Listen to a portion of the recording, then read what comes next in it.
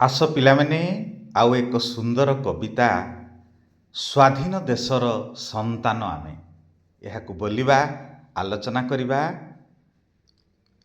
ସ୍ୱାଧୀନ ଦେଶର ସନ୍ତାନ ଆମେ, ଭାରତ ଆମର ଜନମ ଭୂଇଁ। ଖେଳି ବୁଲି ବଢ଼ୁ ତାହାରି କଳରେ, ତାର ନଦ ନଦୀ କାନନ ଛୁଇଁ। ପିଲାମାନେ ଆମେ ହେଉଛୁ ସମସ୍ତେ ସ୍ୱାଧୀନ ଦେଶର ପିଲା, ହଁ କି ନାହିଁ? 1947 ମସିହା ଅଗଷ୍ଟ ମାସ 15 ତାରିଖରେ ବ୍ରିଟିଶ ଶାସନ ଠାରୁ ଆମ ଦେଶ ଭାରତ ସ୍ୱାଧୀନତା ପାଇଥିଲା। ତାହେଲେ ସେଇ ଦିନ ଠାରୁ ଆମେ ହେଉଛୁ ସମସ୍ତେ ସ୍ୱାଧୀନ ଦେଶର ପିଲା, ସ୍ୱାଧୀନ ଦେଶର ସନ୍ତାନ। କହିଲେ ସ୍ୱାଧୀନ ଦେଶର ପୁଅ ଝିଅ। ଭାରତ ଆମର ଜନ୍ମଭୂମି, ଆଉ ଏଇ ଭାରତ ହେଉଛି ଆମର ଜନ୍ମଭୂମି, ନାଇଁ କି ପିଲାମାନେ? ତମେ ମାନେ ଶୁଣିଛ ନା, ଜନନୀ ଜନ୍ମଭୂମିଶ୍ଚ ସ୍ୱର୍ଗାଦପି ଗରୀୟସୀ। କହିଲେ ଜନନୀ ଆଉ ଜନ୍ମଭୂମି ଏମାନେ ସ୍ୱର୍ଗଠାରୁ ମଧ୍ୟ ବଡ଼। ତାହେଲେ ଆମର ଏଇ ଜନ୍ମଭୂମି ଭାରତ ହେଉଛି ଆମର ମା। ଖେଳି ବୁଲି ବଢ଼ୁ ତାହାରି କଳରେ। ଆମେ କେଉଁଠି ଖେଳୁଛୁ? ଏଇ ଭାରତ ମାଆର କଳରେ, ଏଇ ଜନ୍ମଭୂମି ଭାରତ ମାଆର କଳରେ ଆମେ ଖେଳୁଛୁ, ବୁଲୁଛୁ ଆଉ ବଢ଼ୁଛୁ, ହଁ କି ନାହିଁ? ତାର ନଦ ନଦୀ କାନନ ଛୁଇଁ। ଏଇ ମାଟିରେ ଯେତେ ଅଛି ପାହାଡ଼ ପର୍ବତ ନଦୀ ଝରଣା ବଣ, ଆମେ ତାକୁ ଛୁଇଁକିରି ତାରଠି ବଢ଼ୁଛୁ ଆମେ, ନାଇଁ କି? ଶକ୍ତି ଭରିଛି ଶରୀରେ ଆମର, ତାହାରି ସମୀର ତାହାରି ଜଳ। ଚଉଦିଗ ହସେ ତାହାରି ଆଲୋକେ, ମାଟି ତାର ଦିଏ ଶସ୍ୟ ଫଳ। ତାହେଲେ କ'ଣ ହେଇଛି ପିଲାମାନେ? ଶକ୍ତି ଭରିଛି ଶରୀରେ ଆମର, ତାହାରି ସମୀର ତାହାରି ଜଳ। ସମୀର କହିଲେ କ'ଣ? ପବନ ବା ବାୟୁ, ବାତ ଯାହାକୁ ତୁମେ କହୁଛ, ନାଇଁ କି? ଆଉ ଜଳ କହିଲେ ତ ତୁମେ ଜାଣିଛ ପିଲାମାନେ, ପାଣି, ନୀର, ନାଇଁ, ଅମ୍ବୁ, ପୟ, ସଲିଳ ଇତ୍ୟାଦି। ତାହେଲେ ଏଇ ମାଟିର ପବନ ଆଉ ପାଣି ଆମ ଶରୀରକୁ ଶକ୍ତି ଦେଇଛି, ହଁ କି ନାହିଁ କୁହ? ଆମେ ତୃଷ୍ଣା ନିବାରଣ ପାଇଁ ପାଣି ପିଉଛୁ। ଆମ ଶରୀରରେ ବାୟୁ ତ ସବୁ ସମୟରେ ଚଳାଚଳ କରୁଛି, ନାଇଁ କି? ଆମେ ପ୍ରଶ୍ୱାସରେ ଗ୍ରହଣ କରୁଛୁ କି ନାହିଁ, ଆମେ ନିଶ୍ୱାସରେ ତାକୁ ଛାଡ଼ୁଛୁ କି ନାହିଁ? ତାହେଲେ ଅବିରତ ସବୁବେଳେ ଆମ ଦେହକୁ ପବନ ପ୍ରବେଶ କରୁଛି, ନାଇଁ? ତାହେଲେ କ'ଣ ହେଇଛି ନା, ଏଇ ଜନ୍ମଭୂମି ଭାରତର ପାଣି ପବନ ଆମ ଶରୀରକୁ ଶକ୍ତି ଦେଇଛି, ଶକ୍ତି ଭରିଛି। ଚଉଦିଗେ ହସେ ତାହାରି ଆଲୋକେ, ମାଟି ତାର ଦିଏ ଶସ୍ୟ ଫଳ। ଏବଂ ଆମର ଏଇ ଜନ୍ମଭୂମିର ଚଉଦିଗ କହିଲେ ଚାରିଟି ଦିଗ ପିଲାମାନେ, ପୂର୍ବ ପଶ୍ଚିମ ଉତ୍ତର ଦକ୍ଷିଣ, ତାହାରି ଆଲୋକରେ ହସି ଉଠୁଛି ଏବଂ ମାଟି ଦେଉଛି ଶସ୍ୟ ଫଳ, ହଁ କି ନାହିଁ କୁହ? ମାଟି ଉପରେ ବିଭିନ୍ନ ପ୍ରକାର ଗଛଲତା ହେଇ ଆମକୁ ଶସ୍ୟ ଆଉ ଫଳ ଯୋଗାଉଅଛନ୍ତି। ତା ଆଖିରେ ଆମେ ସଭିଏଁ ସମାନ, ସାନ ଅବା ବଡ଼ ଯେତେକ ପ୍ରାଣୀ। ତାହାରି ବୁଦ୍ଧ ବିଶ୍ୱେ ପହିଲେ, ଶୁଣାଇଲା ତାର ସାମ୍ୟ ବାଣୀ। କେତେ ବଢ଼ିଆ କଥା ପିଲାମାନେ, ଦେଖ। ତା ଆଖିରେ ଆମେ ସଭିଏଁ ସମାନ। ଏ ମା ମାଟି, ଏ ଜନ୍ମଭୂମି ଆମର ମା କେବେ କାହାରିକୁ ବଡ଼ ସାନ ବୋଲି ଭାବିନି, ଆମ ସମସ୍ତଙ୍କ ପାଇଁ ସମାନ, ହଁ କି ନାହିଁ ପିଲାମାନେ? ଏଠି ଛୋଟ ଉପରେ ବି ସୂର୍ଯ୍ୟ କିରଣ ଯେତିକି ପଡ଼େ, ବଡ଼ ଉପରେ ବି ସେତିକି ସୂର୍ଯ୍ୟ କିରଣ ପଡ଼େ। ଏଠି ସାନ ବଡ଼ ସମସ୍ତଙ୍କ ଉପରେ ସମାନ ଆଲୋକ ପଡ଼େ। ପୃଥିବୀ ବା ଏ ଆମର ଜନ୍ମଭୂମି ବା ଆମର ଏ ଭାରତ ମାଟି ସମସ୍ତଙ୍କୁ ସମାନ ଫଳ ଜଳ ବାୟୁ ଦେଇଛନ୍ତି, ହଁ କି ନାହିଁ ପିଲାମାନେ କୁହ? ତାହେଲେ ଏଠି କୌଣସି ପ୍ରାଣୀକୁ ସାନ ବଡ଼ ଆକାରରେ ବିଚାର କରାଯାଇ ନାହିଁ। ଆଉ ଜାଣିଛ, ଏଇ ଭାରତରେ ଜନ୍ମଗ୍ରହଣ କରିଥିବା ବୁଦ୍ଧ ବିଶ୍ୱେ ପହିଲେ, ଶୁଣାଇଲା ତାର ସାମ୍ୟ ବାଣୀ, ନାଇକିରେ? ତାହେଲେ ଏଇଠି ଜନ୍ମ ହେଇଥିବା କିଏ? ବୁଦ୍ଧ କହିଲେ ଗୌତମ ବୁଦ୍ଧ। ବିଶ୍ୱେ ପହିଲେ ମାନେ ସାରା ବିଶ୍ୱରେ ପ୍ରଥମ ଥର ପାଇଁ ସେ ସମସ୍ତେ ସମାନ ବୋଲି ସାମ୍ୟ ବାଣୀ, ବାଣୀ କହିଲେ କଥା ଶୁଣାଇଥିଲେ, ହଁ କି ନାହିଁ? ବଚନ ଶୁଣାଇଥିଲେ। ଆଉ କ'ଣ ହେଇଥିଲା ନା, ତାହାରି ଗାନ୍ଧୀ ଜନତାର କାନେ, ମୁକ୍ତିର ଡାକ ଶୁଣାଇବାରେ, ନିର୍ଭୟ ହସି ସତ୍ୟର ଜୟ, ଲେଖିଗଲା ନିଜ ରକତ ଧାରେ। ଦେଖ ପିଲାମାନେ, ତାହେଲେ ଏଇ ମାଟିରେ ଜନ୍ମଗ୍ରହଣ କରିଥିବା ଗାନ୍ଧୀ କହିଲେ ଜାତିର ପିତା ମହାତ୍ମା ଗାନ୍ଧୀ, ଯାହାକୁ କହୁଛୁ ଆମେ ମୋହନ ଦାସ କରମଚାନ୍ଦ ଗାନ୍ଧୀ।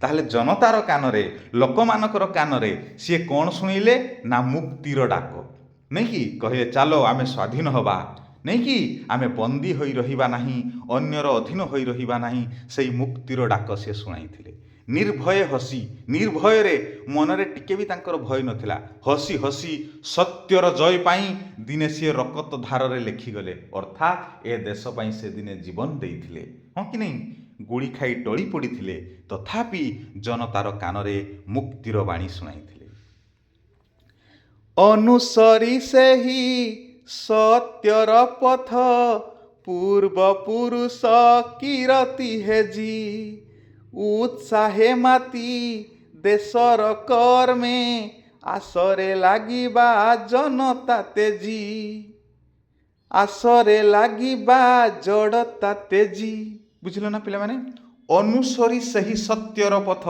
सही सत्यर बाट को आमे अनुसरण करिबा सही सत्यर बाटरे चलिबा पूर्व पुरुष कीरति को मने पकेइबा नहीं कि हेजिबा मने पकेइबा पूर्व पुरुष माने जो कीर्ति करि जाइछंती नहीं केते कीर्ति करि जाइछंती पिला माने एठी गोपबंधु सुभाष बोस गांधी जी नेहरू आउ केते कोन एठी सबु कीर्ति करि जाइछंती एणु सही कीर्ति को आमे कोन करिबा मने पकाई सत्यर पथरे अनुसरण करिबा उत्साहे माती आनंदरे माती देशर कर्मरे आमे आगो को जिबा आउ जड़ता को तेजी दबा आमे जो गुडे कोन सुप्त होइकी रहिचे सोई गला बलिया रहिचे अलसुआ होइकी रहिचे आम मनटा जाग्रत हो नहीं ताले आमे कोन करिबा तेजी उठिबा जड़तार तेजी उठिबा नहीं कि अग्रणी हेबा शिक्षारे आमे रखिबानी देशे अज्ञ जणे आसिले अराती ग्रासीबाकू देश पण करी प्राण पशिबा रणे केडे बढ़िया कथाटे पिला माने अग्रणी हेबा कहले आमे समस्ते आगे जिबा केमिति आगेबा ना शिक्षा रे आमे आगे जिबा कहा जणे भी अज्ञ रखिबा नाही एठी जणे भी काहारी को मूर्ख करी रखिबा नाही आमे समस्ते शिक्षा रे आगे जिबा आसिले अराती ग्रासीबाकू देश पण करी प्राण पशिबा रणे जदि केही शत्रु अराती कहले शत्रु बा बैरी केही जदि शत्रु आसे ग्रासीबाकू ए देश को ग्रासीबाकू बा पुणी थरे पराधीन करबाकू आसे पुणी थरे लुटिबाकू आसे ताले आमे पण करिबा कहले प्रतिज्ञा करिबा प्राण देवा पछे रण करिबा रण कहले युद्ध पिला माने युद्ध लड़ई जहाँ को कौन रण है ताले पण करी प्राण पशिबा पणे पूरा पण करिबा प्रतिज्ञा करिबा बरंग जीवन देवा युद्ध रे आमे शामिल हवा आउ से शत्रु को आमे एठू ए माटी रु दूरेई देबा हां कि नहीं पिला माने बुझी पालो ना भाबुची तमे माने अति सुंदर भाव रे बुझी पारुथबो ताहले बुझी पालो ना रण कहले युद्ध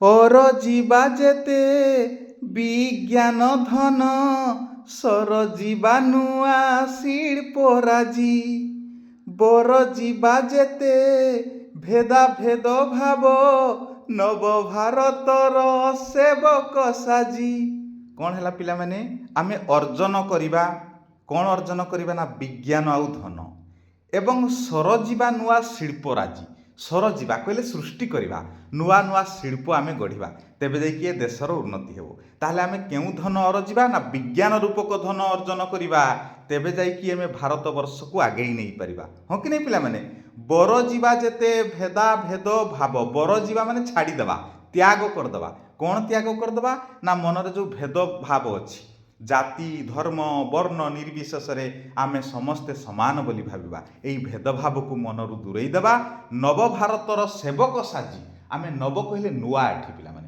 नुआ भारतर सेवक साजी ए देश को शांति मंत्र शांतिर अहिंसार पथरे आगेई नेबा देश को समृद्ध करिबा विज्ञान धन अरजिबा नहीं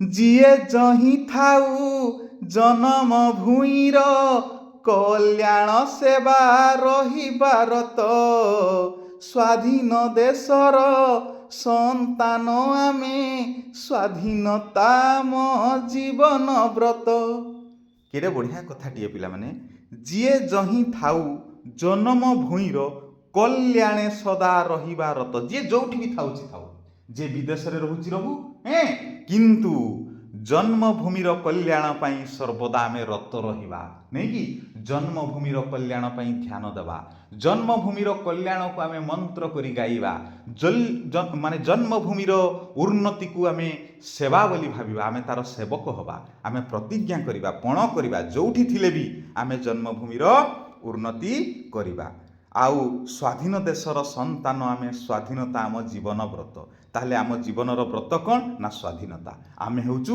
ଏଇ ସ୍ୱାଧୀନ ଦେଶର ସନ୍ତାନ ଆମେ ସ୍ୱାଧୀନ ଭାରତ ଦେଶର ସନ୍ତାନ ଯିଏ ଯେଉଁଠି ଥିଲେ ବି ଭାରତର ଉନ୍ନତି ପାଇଁ ଆମେ କ'ଣ କରିବା ନା ଲାଗି ରହିବା ଲାଗି ପଡ଼ିବା ନାଇଁ କି ପ୍ରତିଜ୍ଞା କରିବା ହେଲା ପିଲାମାନେ ଭାଷାର କଥା ପଢ଼ ବୁଝ ଓ ଲେଖ ପ୍ରତ୍ୟେକ ପ୍ରଶ୍ନର ସମ୍ଭାବ୍ୟ ଉତ୍ତର ମଧ୍ୟରୁ ଠିକ୍ ଉତ୍ତରଟି ବାଛି ପାର୍ଶ୍ୱସ୍ଥ କୋଠରେ ଲେଖ ପ୍ରଥମ ପ୍ରଶ୍ନ ଆମେ କେଉଁଠି ଖେଳୁ ବୁଲି ବଢ଼ିଛୁ ସଠିକ୍ ଉତ୍ତର ହେବ ଅପସନ୍ ଗ ଆମ ଜନ୍ମଭୂମିର କୋଳରେ 2 ନମ୍ବର ସତ୍ୟର ଜୟ କଥା କିଏ ଶିଖାଇଲେ ସଠିକ୍ ଉତ୍ତର ହେବ ଅପସନ୍ ଖ ମହାତ୍ମା ଗାନ୍ଧୀ 3 ନମ୍ବର ନବଭାରତର ସେବକ ସାଜି ଆମେ କ'ଣ କରିବା 4ଟି ସମ୍ଭାବ୍ୟ ଉତ୍ତର ମଧ୍ୟରୁ ଅପସନ୍ କ ହେବ ସଠିକ୍ ଉତ୍ତର ଭେଦାଭେଦ ଭାବ ଦୂର କରିବା 4 ନମ୍ବର ଆମେ ଜଡ଼ତା ତେଜି କ'ଣ କରିବା 4ଟି ସମ୍ଭାବ୍ୟ ଉତ୍ତର ଦିଆଯାଇଛି ସେଥିମଧ୍ୟରୁ ସଠିକ୍ ଉତ୍ତର ହେବ ଅପସନ୍ ଘ ଦେଶ ପାଇଁ କାମ କରିବା ଆମେ ଜଡ଼ତା ତେଜି କ'ଣ କରିବା ନା ଦେଶ ପାଇଁ କାମ କରିବା ଯିବା ପରବର୍ତ୍ତୀ ପ୍ରଶ୍ନ ଉତ୍ତରକୁ ଏବେ କହିଛି ଆସ ଉତ୍ତର ଲେଖିବା 1 ନମ୍ବର ପ୍ରଶ୍ନ ଆମ ଦେଶ କେବେ ସ୍ୱାଧୀନ ହୋଇଥିଲା ଉତ୍ତର ଆମ ଦେଶ 1947 ମସିହା ଅଗଷ୍ଟ ମାସ 15 ତାରିଖରେ ସ୍ୱାଧୀନ ହୋଇଥିଲା 2 ନମ୍ବର ଆମ ଶରୀରକୁ କିଏ ଶକ୍ତି ଯୋଗାଏ ଉତ୍ତର ଆମ ଶରୀରକୁ ପାଣି ଓ ପବନ ଶକ୍ତି ଯୋଗାଉଅଛି ନାଇଁ କି 3 ନମ୍ବର ଆମେ ଶସ୍ୟ କେଉଁଠାରୁ ପାଉ ଉତ୍ତର ଆମେ ଶସ୍ୟ ମାଟିରୁ ପାଉ 4 ନମ୍ବର ପରାଧୀନତାରୁ ମୁକ୍ତି ପାଇଁ କିଏ ଜନତାଙ୍କୁ ପ୍ରେରଣା ଯୋଗାଇଥିଲେ ଉତ୍ତର ପରାଧୀନତାରୁ ମୁକ୍ତି ପାଇଁ ଗାନ୍ଧୀଜୀ ପ୍ରେରଣା ଯୋଗାଇଥିଲେ ଆମର ଜାତିର ପିତା ମହାତ୍ମା ଗାନ୍ଧୀ ନାଇଁ କି 5 ନମ୍ବର ବିଜ୍ଞାନର ଅଗ୍ରଗତି ହେଲେ ଆମେ କ'ଣ କରିପାରିବା ଉତ୍ତର ବିଜ୍ଞାନର ଅଗ୍ରଗତି ହେଲେ ଆମେ ନୂତନ ଶିଳ୍ପ ଗଢ଼ିପାରିବା ନାଇଁ କି ନୂଆ ନୂଆ କଳକାରଖାନା ଗଢ଼ିପାରିବା ଯଦି ଭିଡ଼ିଓଟି ଭଲ ଲାଗିଥାଏ ଲାଇକ୍ଟି ନିଶ୍ଚିତ କରିବ ପିଲାମାନେ ଯିବା ପରବର୍ତ୍ତୀ ପ୍ରଶ୍ନ ଉତ୍ତରକୁ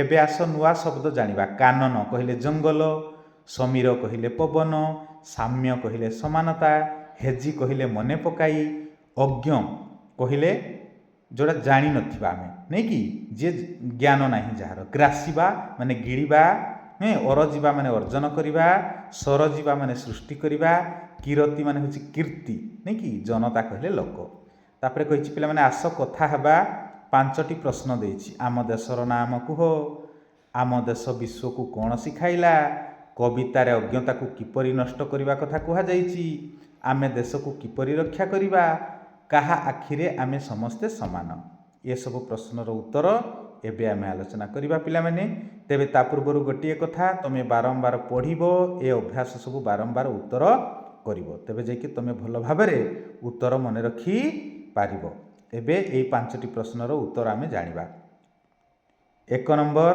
ଆମ ଦେଶର ନାମ କ'ଣ ନା ଉତ୍ତର ଆମ ଦେଶର ନାମ ଭାରତ 2 ନମ୍ବର ଆମ ଦେଶ ବିଶ୍ୱକୁ କ'ଣ ଶିଖାଇଲା ଉତ୍ତର ଆମ ଦେଶ ବିଶ୍ୱକୁ ସାମ୍ୟବାଣୀ ଶିଖାଇଲା 3 ନମ୍ବର କବିତାରେ ଅଜ୍ଞତାକୁ କିପରି ନଷ୍ଟ କରିବା କଥା କୁହାଯାଇଛି ନା କବିତାରେ ଅଜ୍ଞତାକୁ ଶିକ୍ଷା ଦ୍ୱାରା ନଷ୍ଟ କରିବା କଥା କୁହାଯାଇଛି 4 ନମ୍ବର ଆମେ ଦେଶକୁ କିପରି ରକ୍ଷା କରିବା ଉତ୍ତର ଆମେ ଦେଶକୁ ଶତ୍ରୁ ସହିତ ଲଢ଼ି ରକ୍ଷା କରିବା 5 ନମ୍ବର କାହା ଆଖିରେ ଆମେ ସମସ୍ତେ ସମାନ ନା ଉତ୍ତର ଆମ ଜନ୍ମଭୂମି ମା ଆଖିରେ ଆମେ ସମସ୍ତେ ସମାନ ବୁଝିଲ ପିଲାମାନେ ଆଶା କରୁଛି ତୁମେ ଅତି ସୁନ୍ଦର ଭାବରେ ଉତ୍ତର ସବୁ ମନେ ରଖିଥିବ ନାଇଁ କି ପିଲାମାନେ 10 ଥର ପଢ଼ିବା ଯାହା ଥରେ ଲେଖିବା ତାହା ଏଣୁ ତୁମେ ବାରମ୍ବାର ପ୍ରଶ୍ନ ଉତ୍ତରକୁ ଲେଖିବ ଯେତିକି ଲେଖିବ ତୁମର ଭାଷା ସେତିକି ମାର୍ଜିତ ହେବ ଶବ୍ଦ ବନାନ ଶୁଦ୍ଧ ହେବ ଆଉ ଉତ୍ତର ସବୁ ଭଲ ଭାବରେ ମନେ ରହିବ ଏଣୁ ତୁମେ ବାରମ୍ବାର ଏ ପ୍ରଶ୍ନର ଉତ୍ତରକୁ ଲେଖିବ ଯିବା ପରବର୍ତ୍ତୀ ପ୍ରଶ୍ନ ଉତ୍ତରକୁ एक नंबर कवितारू खोजिकी लिखा जेपरी जल फल से कौन हम प्राणी बाणी हेजी तेजी जणे रणे शिल्पराजी साजी बारे धारे। 2 नंबर पद्यर अंश को सजाड़ी खाली घरे लिखा आमर जन्मभूमि भारत कौन हम भारत आमर जन्मभूमि। ख नंबर शस्य फल माटी दिए तार माटी तार दिए शस्य फल। ग नंबर कौन हम ना सर जीवा नुआ शिल्पराजी। घ नंबर कौन हम स्वाधीनता आम जीवन व्रत। उ नंबर कौन हम आसरे लगिबा जड़ता तेजी। एबे जीवा 3 नंबर को निम्नलिखित शब्द गुड़िकर विपरीत बोधक शब्द लिखा स्वाधीन पराधीन जन्म मरण आलोक अंधार अज्ञ विज्ञ नहीं कि आ गोटे नव पुरातन नहीं आउ नद देथिले नदी ही था नद नदी नव कहले नुआ तार विपरीत है पुरातन नहीं कि पिला माने तमें यह अति सुंदर भाव अभ्यास करिवो। एबे जिबा यार परवर्ती प्रश्न उत्तर को पिला माने गोटे सुंदर छवि तुम पाई रही कि तुम पाई काम निम्न चित्र को देखि 2 धाड़ी कविता लिखिबा। केड़े आदर रे भाई भौणी गछरे दियंती पानी सेई गछ दिने फूल फल देव सभींकर मन जानी। एई भली तमे कविता मध्य निज मनरू लिखि परिबो।